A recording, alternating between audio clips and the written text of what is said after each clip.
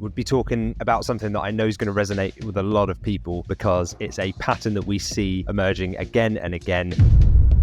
And launching a business can be daunting no matter what time you're looking to launch a business, especially if we feel uncertain. I remember in 2020, people were saying, I should probably just wait right until this is over before doing it. But I saw people start in what could have been argued was the worst time to start a business, who are today absolutely thriving. See, I can think back and I could have put my hand into a pot of all these different reasons of, what was going on in the world. I'm sure there was political unrest at the time and the unrest in my own life because of what was going on. And there would have been a myriad of reasons why I couldn't have started. But in fact, I wish I had started earlier. Right, so it's like the house that's built on legs on a platform. When you knock out one of the legs suddenly, hopefully you've got enough other legs there so that the whole house doesn't just fall down. You've now got a positive mindset around the unknown, around what's around the corner, instead of having a negative and feeling like something bad's going to happen. You're eventually going to get to your destination if you just keep your mind focused on it and you block out the noise. You put the blinkers on like the horse in the race.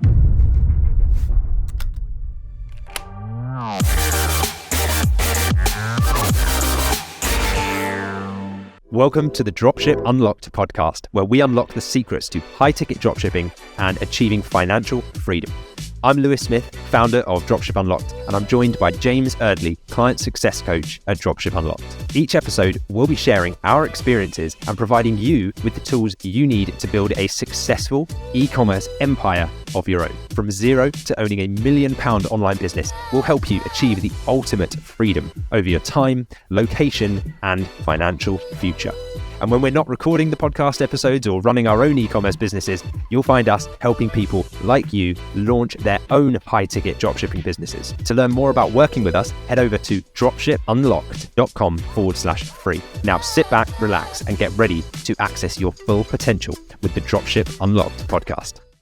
Welcome back to another episode of the Dropship Unlocked podcast. So today we have a very special episode for all aspiring entrepreneurs who are looking to launch a business, and specifically a dropshipping business, in today's day and age. So joining us today is our resident e-commerce expert, serial entrepreneur, Lewis Smith. So Lewis, it's great to have you here with me again today. Thanks, James. Yep, excited to be here and to share some valuable insight with our listeners today. I know we're going to have a great conversation. We'll be talking about something that I know is going to resonate with a lot of people because it's a pattern that we see emerging again and again with the world that we live in now. There are an ongoing cycle of uncertain events that constantly are hitting the headlines that will often make people worry about whether it's the right time to start a business. And so we want to try to give some certainty around whatever is in the headlines at the time you're listening to this particular episode to ensure that you know how to thrive in any environment with an online business. And this episode will be applicable no matter when you're listening, I'm sure. There will be something in the headlines at this time that's dominating the headlines, and it can lead you to feel uncertain with a fear of the future and the fear of the unknown. So this will apply no matter when you're listening. So I'm keen to dive straight into this today.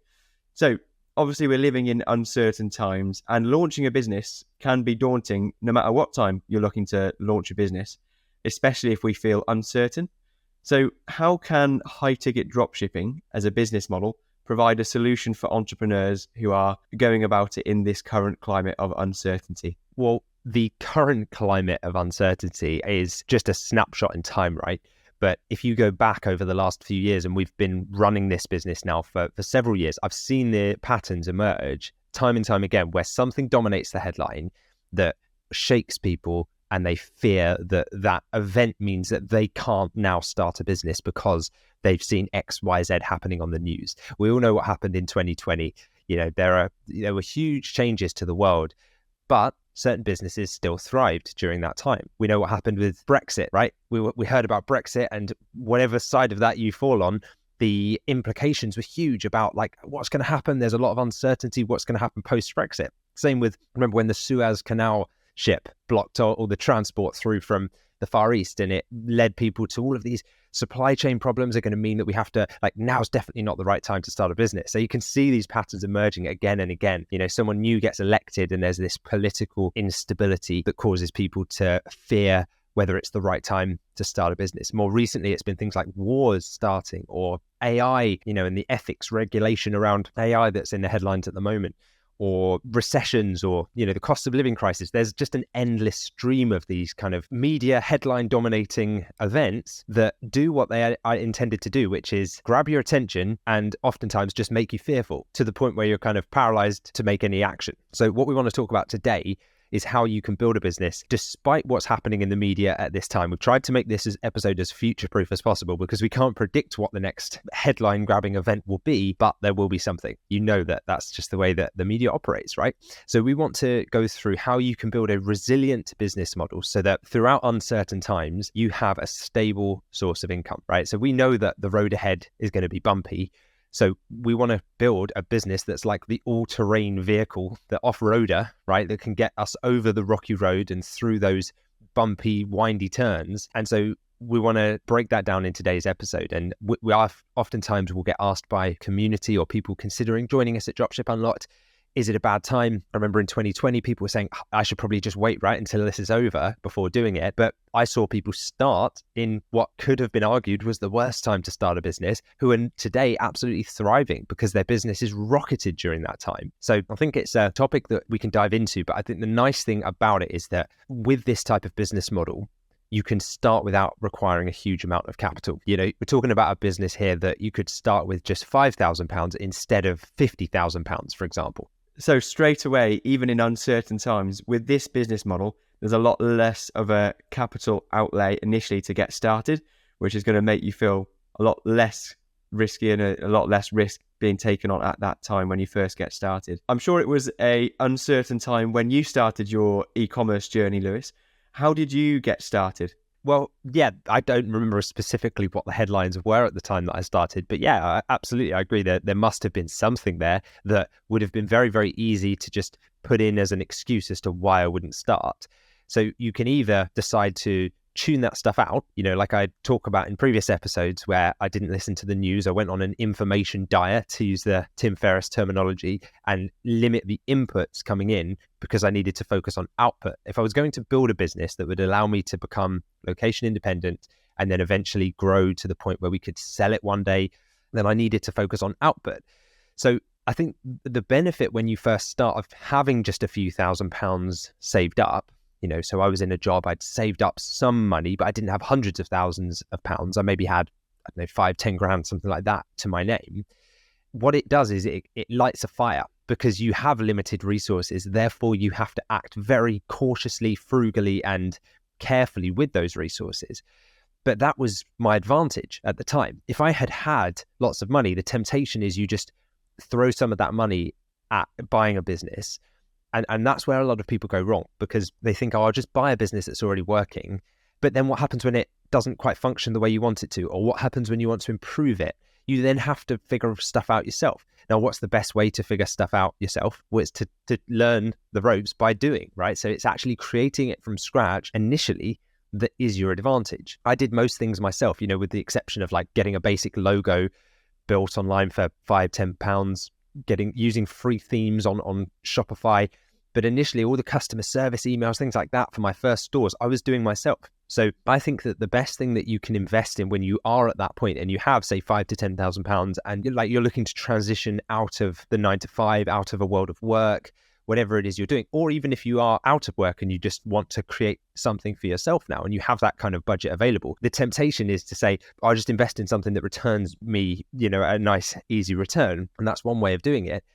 But I think that the huge upside that people miss when they do that is neglecting the fact that if you invested that in yourself and learning the skills to create something that then built you, you can then replicate that time and time again because you yourself have the skills at that point to then do it. And I mean skills in terms of selecting markets to go into, building stores, running ads, hiring a customer service team, like these types of things that are not like you just learn it from a quick YouTube video. You kind of have to learn it by doing it, by going through the process. And so I think that's the most valuable set of skills that you can learn, because if you can do that and become adaptable, then whatever the market fluctuations are at that time, whatever is happening in the world, you have those skills that you can then overlay on the framework of or the landscape of whatever is happening in the world at that time.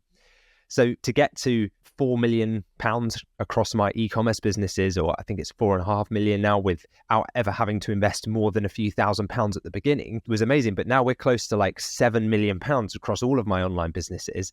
And the whole thing was possible from just a laptop because I invested in myself towards building my skills to allow me to replicate that process, right? So I think people underestimate, like if I had taken the £3,000, right, initially and said, I'm just going to buy a business, or £5,000 or £10,000, I'm going to go and buy a business, I don't think I would have grown that £10,000 to £7 million in sales over the last 6 years or so, right? I think that the huge asymmetric returns on the upside came from investing in myself and constantly being willing to adapt and evolve to get to that point. So it's a slightly different way of viewing things, I think. Yeah, I think the key point there is that an investment in yourself is going to be able to fluctuate no matter what the market is doing. You'll always have those skills that no one can take away from you no matter what's going on around the world. And with those skills, you can go out and create businesses or take on different roles because you've got those skills that you will always have. So by investing in yourself, that's the surefire way of being able to deal with any uncertainty that happens around the world. So also high-ticket dropshipping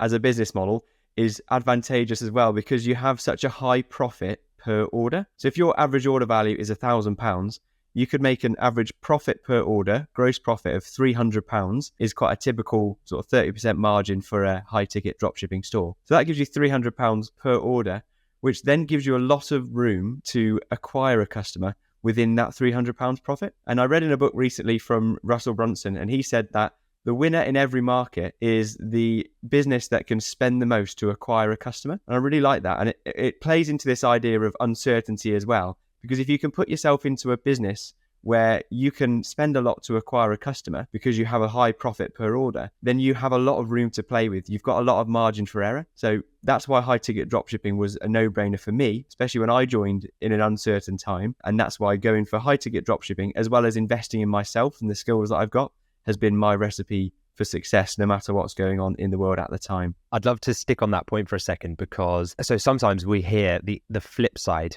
posed to us as to why potentially people think that the high ticket route isn't the right option. And they'll say, but surely it's easier to make sales of a low ticket value and then have loyal customers that come back so that we can build up that lifetime value of a customer so that we eventually have them purchase 5, 6, 7 times, or we cross-sell and upsell and various different things to increase the value that that customer gives us as a business, so that we offset the acquisition cost that we paid in ads to get there. So that's the more traditional approach. It's like maybe you're selling something for £10 and it costs you £20 to acquire the customer as a sale, but you don't just sell them the thing for £10. You then try and upsell them on a better thing, or you try and cross-sell, or you make sure they keep coming back for those £10 purchases.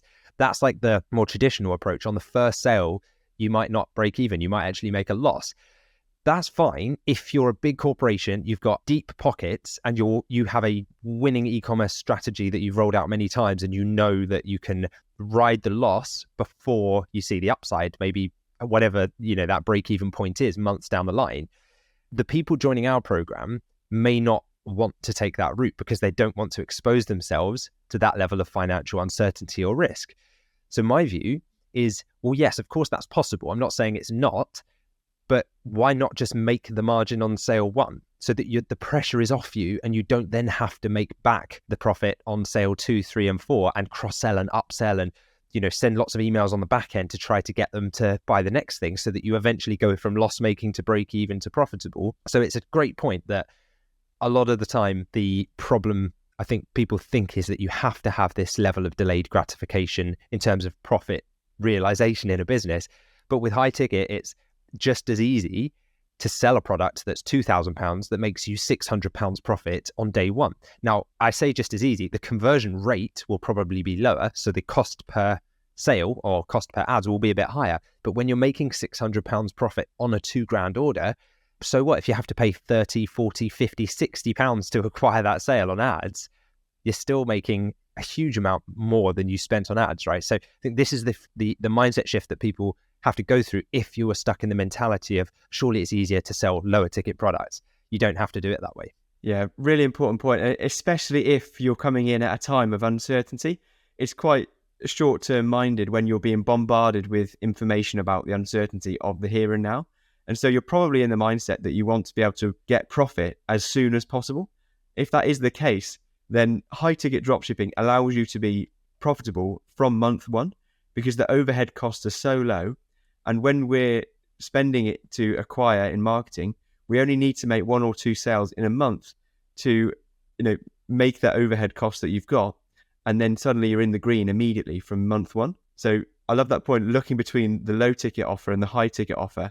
And in terms of profit quickly and being cash flow positive from month one, it's a no-brainer to be able to be profitable from the first order instead of the 5th order. Okay, so let's now talk about the mindset and approach that we need to have to be able to thrive in uncertain times. So what are some of the key strategies and practices that you take and that aspiring entrepreneurs should embrace? The first is going from that scarcity mindset of acting out of fear, of being dominated mentally by the headlines and thinking that everything's out to get you and that you're set up for failure. And it's just shifting to say, well, there'll always be a crisis. There'll always be something scary in the media. There'll always be a reason why not to act if you're the pessimist going through life. But it's moving towards the approach of abundance and growth and thinking, yeah, but people are making money in these environments. In any environment, you just need to be willing to learn, to grow, to embrace challenges and learn from your failures. And it's a shift. I mean, it happens in lots of different industries. In sports, it's prevalent. Like I was watching the Netflix documentary with Conor McGregor recently. It's really interesting, like whatever you think of the guy, that you can't deny his growth mindset, right? Because he has had so many setbacks and he keeps coming back from like horrific injuries and losses when he was at the top of that sport. And it's just fascinating to see like his mentality after a loss. He's just straight back to it. There was a scene in there where he's talking to the surgeon after he's just like had a terrible leg injury. And he's like, the next day after the operation, he's straight back in and he's like, when do you think I'll be ready to go again? If you were the pessimist in that environment, it would be very easy to just throw your hands up and say, so that's it. As a career-ending injury, I guess I'm done. Like, can't succeed. But he's just straight back into, and it's because it's so ingrained in him from the outset. You can see he's grown through that sport so many times that if you can take that type of mindset and apply it to business, doesn't matter what setbacks you face. If you can have that, like, no, but I'm still going to get there. It's just a matter of how. Like, this was just a particular avenue that I hit where there was a bit of a roadblock, so I just now have to navigate left or right. And like, you're eventually going to get to your destination if you just keep your mind focused on it and you block out the noise. You put the blinkers on like the horse in the race and you're just blocking out distractions and you're looking where you're going. I think that's one of the key lessons that I took from that is fascinating, and you see it happening in business in a slightly different industry, but just the same mindset. Exactly. That Conor McGregor mindset is so applicable in business and for entrepreneurship. There'll be inevitable setbacks. There'll be inevitable things that pop up that you could never imagine. So that's the uncertainty piece. But you've got to be able to deal with that and still push on and still keep making progress on yourself and on your business. It's a really key point there. Yeah, the other things are, adaptability, agility, not being so rigid in your view as to the way the business should work or what you think the customers need. I've said it many times, but you can't force unpopular products on a market just by running ads to them. It's not going to make everybody just want the products. You can build demand, but it's much easier to be open to changing directions and being agile, whereby if you find that actually the market doesn't want what you're providing, they want something that's just slightly different to it. If you're willing to change direction as a business slightly and provide the market with what they demand, you're going to win ultimately, because you're going to provide them the value that they're looking for. So it's just making sure that you're open to finding those opportunities amongst that adversity and that constant challenge that comes with business, making sure that you're looking at what are the consumer pain points, what are the things that people require solved so that your company can add value and overcome them. Now, I do this by focusing in on a market, as I said, just avoiding the news, making sure that I'm not distracted by what's happening globally, and I just control the controllable. I look at what I can control, try and compartmentalize what I'm working on. And sometimes the best thing that I can do for that is just going out for a walk, clearing my head, because at the moment, running multiple businesses, having a big team now, there's always fires to fight. There are always things that I could just log in if I let the inbox control my day and have my day taken over by, whatever's in the media that day or whatever people are panicking about that day, whatever thing is broken that day. There'll always be something. But I'm starting to realize that if you do that, you're just a hamster in a wheel, constantly running, trying to put out fires, but you're never going to get anywhere. So sometimes I have to almost block out that stuff and say that I can batch that. I can deal with that stuff in maybe an hour towards the end of the day when I'm least productive. But during the critical time, I'll go for a walk, I could try and reduce the input and just think. I know what my priorities are so that when I come back, I can think, I know the one thing that's going to be the biggest needle mover today for the business and for my personal growth. Therefore, I'm just going to focus on that and do that to the best of my ability. And that, I think, is what sets you apart long term. And it's what we see the people in our program who do the best in the shortest time frame do. They don't get worried about all of the distractions and looking at the e-commerce trends in the market and worrying about what's happening externally. It's like you're focusing on the distractions, block out the signal from the noise and just focus on the thing that you can control. Exactly. If you just focus on what you can control, then you can have a real impact on everything that you can control and make that much better for you in your life and your business. There's a Stoic quote, and it's all about knowing the difference between what you can and what you can't control being the key to life, and just being able to focus on what you can control. So something I've listened to recently that I really like is, if you think about this, if the problem can be solved, then don't worry, because you can solve it and you should just get cracking with solving that problem. If the problem can't be solved and it's out of your control, then don't worry as well, because any worrying about a problem that you can't solve won't get you anywhere. You can't solve it anyway. You've got no control over that. So think about that and try and differentiate as you go through early business. What can you control and what can't you control, and put your focus purely into what you can control. So with any business, risk management is a crucial factor. And how can a high-ticket dropshipping business effectively address and mitigate risks? Well, there are a few different ways. One of the most noticeable ways is that you can just have a very wide range of suppliers and product lines without having to expend a lot of capital to get them, because you don't have a warehouse that you have to stack the shelves of and pay for every unit that's sitting on your shelves in storage in the hope that you'll eventually be able to ship it and sell it. You're leveraging the risk that the suppliers have taken by bringing those products in or manufacturing them in the UK. But the point is, by the time we deal with them, the products are in the UK already. We can have an unlimited inventory effectively on a Shopify store, whereby we can run ads to them. We can even use machine learning on things like Google's Performance Max campaign now to teach us which are the products that are in the most demand. And obviously, the more that you add to your store, the more suppliers you have within your niche, your industry, the more diversified your income source will be within one business, right? If you want to take that to the next level, you create multiple businesses as well. So you're not even just dependent on one business. But for a moment, if we just talk about being diversified within one business, it's like having a balanced diet, right? As a human, you know that you need all of these different nutrients to remain healthy. And so it's the same with businesses. We're trying to diversify where your sales come from to ensure that if one supplier or product were to disappear for some reason or get recalled, or, there was some problem where you couldn't get them anymore, you have redundancy built into the business, right? So it's like the house that's built on legs on a platform. When you knock out one of the legs, suddenly, hopefully you've got enough other legs there so that the whole house doesn't just fall down. And that's what we're trying to do here. Make sure that there are as many legs under the platform as possible to ensure that we have a stable business, regardless of what's in the media, regardless of what's happening in the headlines. And as I said, the next level from that, once you feel that you have a well-diversified, stable business, as you say, okay, can I get it down to the point where it takes me 2 hours a week to manage it, put a team in place? Great. Okay, now what next? Well, if you just bought that business, remember, you wouldn't have the skills to then go and create another. But now you do, and you've been through the process. This is where that initial few £1,000 investment comes into fruition and can be multiplied, because now you say, I did that last one in 6 months. I could do the next one probably in a month with a bit of focus. Therefore, you have another business the next month, and you could create this portfolio of stores and build an empire, and then eventually maybe you sell a group of them that are related in related industries to an investor or a venture capital firm or something that are looking to acquire a big portion of that market. So there are so many opportunities when you think about investing in your own skills and diversifying, that I think get missed when people just focus on things like one product stores or thinking like, I just need it. To find a winning niche or a winning product, it's not always the best strategy. That's right. And we can diversify quickly with high-ticket dropshipping because we can partner with many suppliers with a huge product range. And so we can then be adaptable to which products are selling the best.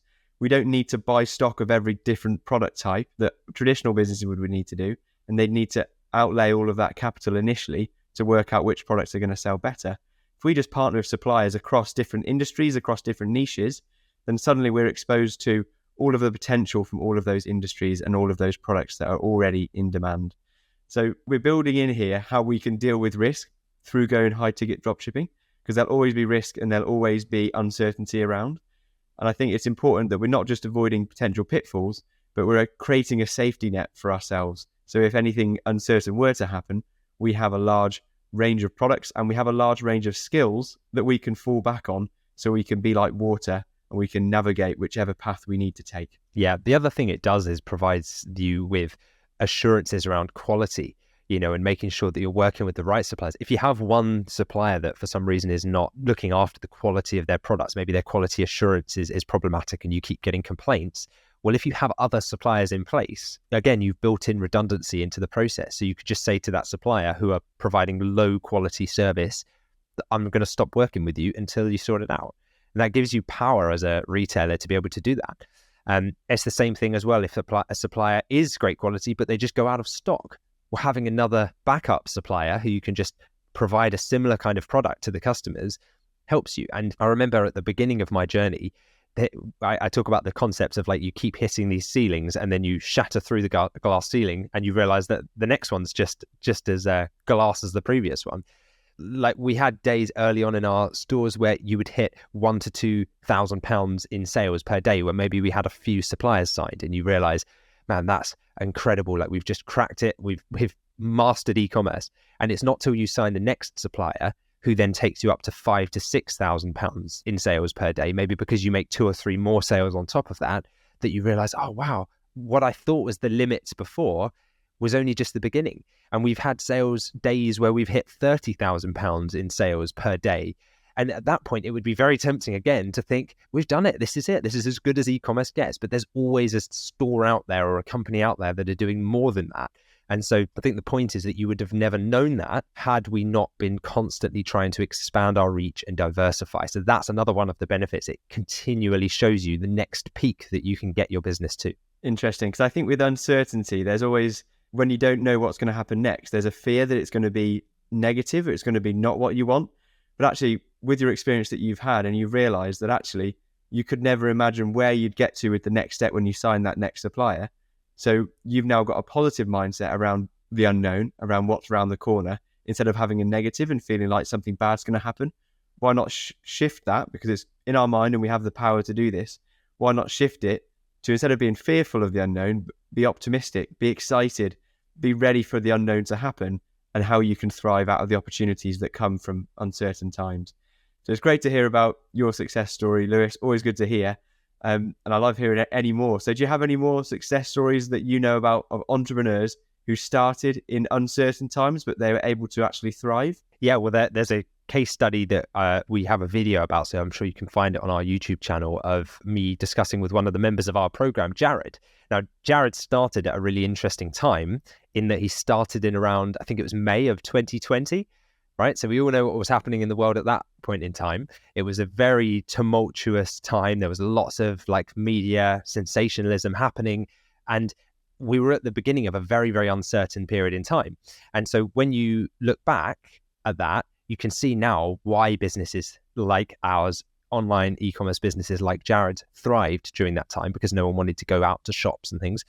But at that time, we were in the thick of it, right? So it would have been very, very easy for Jared to just say, well, it's a terrible time to start a business. Maybe I'll postpone it for a year and continue in my job and then come back. But he didn't. He focused on the upside opportunity. What could I do here to make sure that we do succeed despite the uncontrollable circumstances?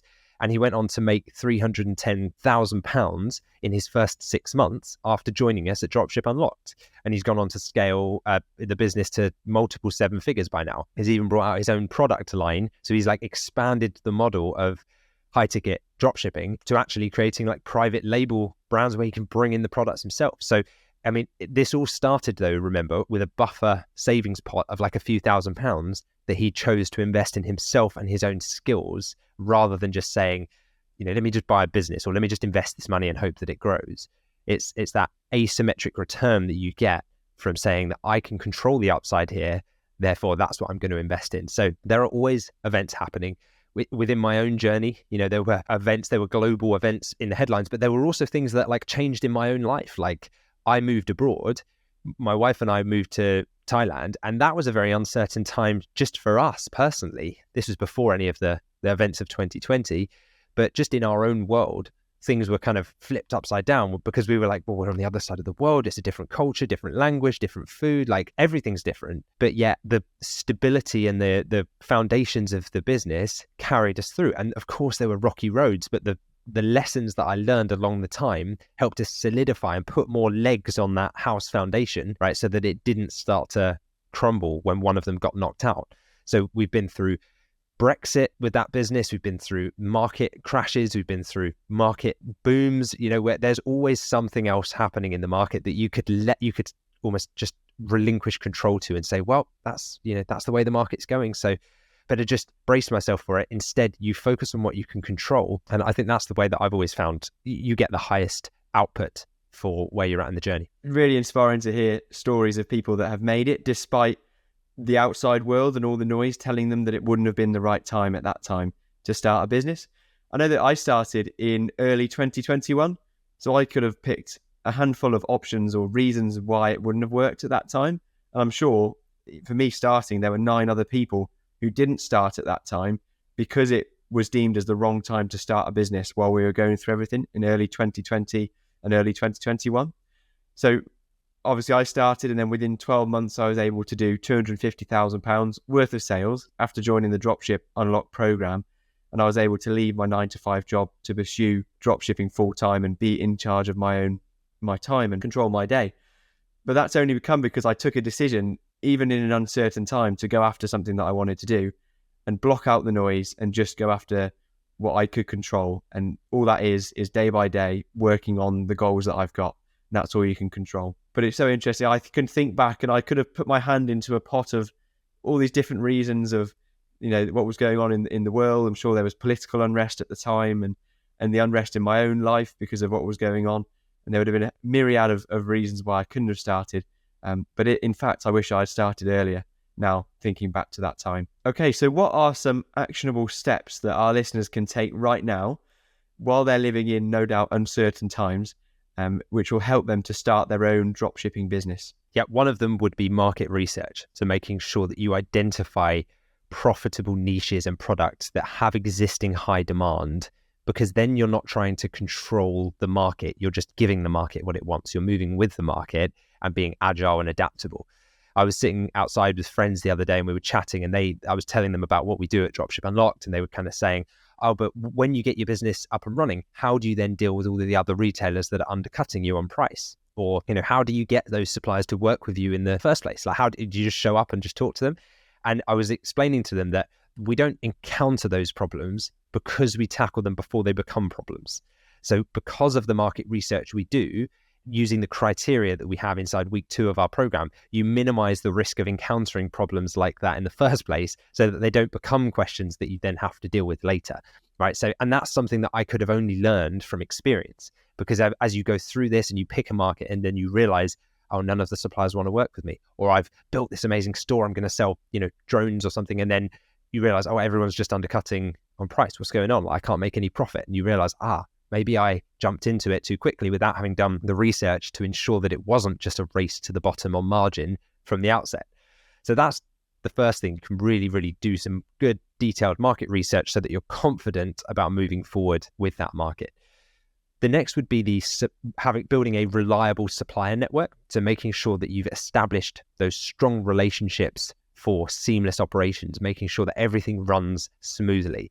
For close to me, they're just currently opening up a new lane on the motorway. So they're doing all these roadworks and building a whole new lane, right? So ultimately, there's some minor disruption at the moment, but it will make it faster for everyone eventually, because there'll be more throughput on that road because they have a whole new lane that can now be used for the cars. So overall, you get less traffic jams. There's kind of redundancy built in so that if, rather than going down some single country lane where if a tractor breaks down, the whole thing comes to a standstill, you've now got like 4 or 5 lanes of traffic. So there's built-in redundancy. And so we want to try and do the same with our businesses. That's how we always teach it from the outset. Diversify your suppliers, broaden your relationships with different suppliers, different products, so that you're not solely dependent on a single track road, right?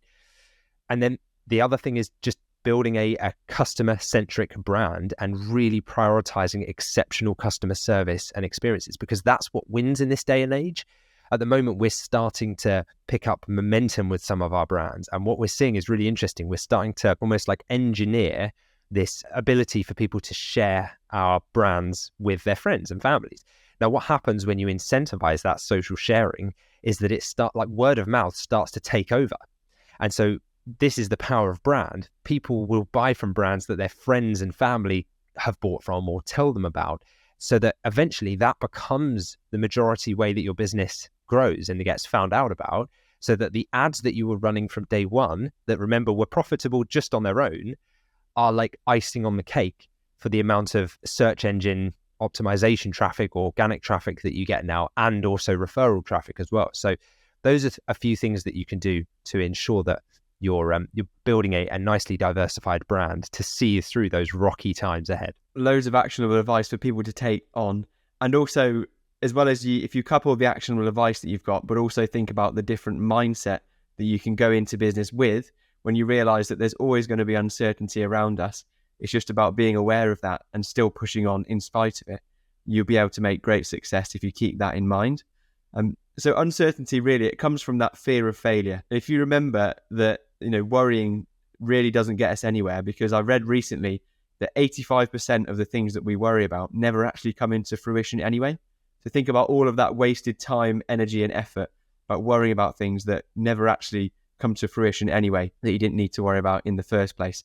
Instead, put your mental energy into something that you can control, which is growing a business that's going to improve your life and your family's life for years to come. And so keep that in mind. So thank you for your advice today, Lewis. Before we answer a question from a listener in today's episode, any final words on this key topic of uncertainty?